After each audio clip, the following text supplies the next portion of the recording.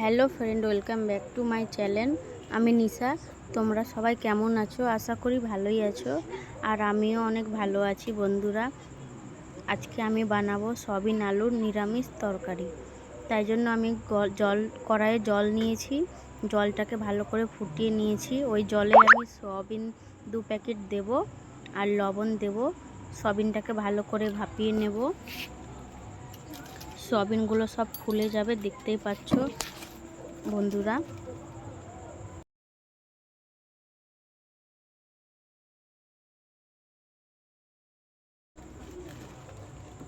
সয়াবিনটা ফুটছে, ততক্ষণ আমি মশলার জোগাড় করে নিই। সয়াবিনটা দেখতেই পাচ্ছ বন্ধুরা, ভালো করে ভাপিয়ে নিয়েছি, গরম জলে সিদ্ধ করে নিয়েছি। আমি একটা থালার মধ্যে তুলে নেব। ওই কড়াইটাই ভালো করে ধুয়ে আমি কড়াইয়ে সর্ষের তেল দিলাম।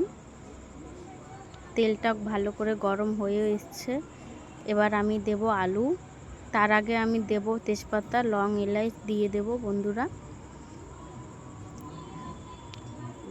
এবার আমি আলু বড় বড় কেটে রেখেছিলাম, দেখতেই পাচ্ছ বন্ধুরা, কেটে ভালো করে ধুয়ে নিয়েছি।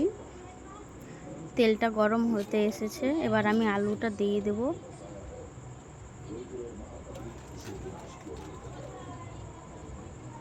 সম্পূর্ণ আলু একবারে ঢেলে নেব।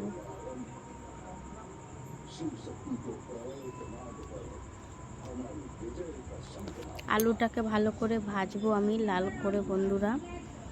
তার আলুটার ভাজার আগে আমি লবণ দিয়ে দেব। লবণ দিলে আলুটা ভালো করে সিদ্ধ হয়ে যাবে। লবণটা দিয়ে ভালো করে নাড়াচাড়া করে নেব।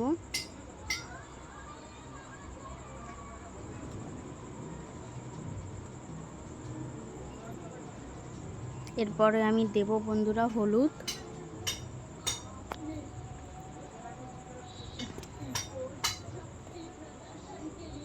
হলুদটা দিয়ে আলুটা ভালো করে আরও ভেজে নেব, লাল লাল করে।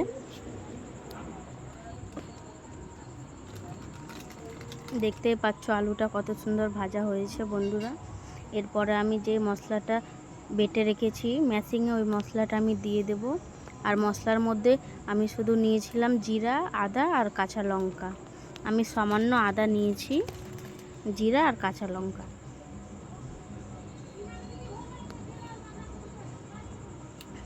মশলাটাকে আমি ভালো করে ভেজে নেব বন্ধুরা। দেখতেই পাচ্ছ মশলা থেকে তেল বেরিয়ে এসেছে, মশলার কাঁচা গন্ধটা নেই আর।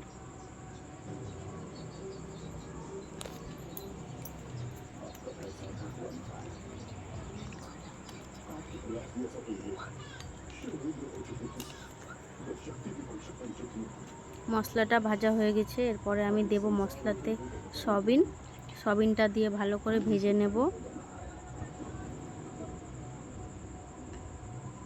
আমাদের বাড়ির কাছে বন্ধুরা খুব প্রচণ্ড রোদ, তাই জন্য রোদের ইটা দেখতেই পাচ্ছ আলোটা কতটাই দিচ্ছে।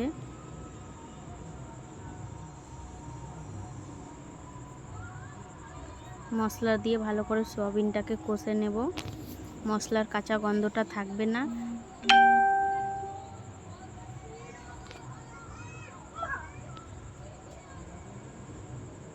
এরপরে আমি ঢেকে নেব।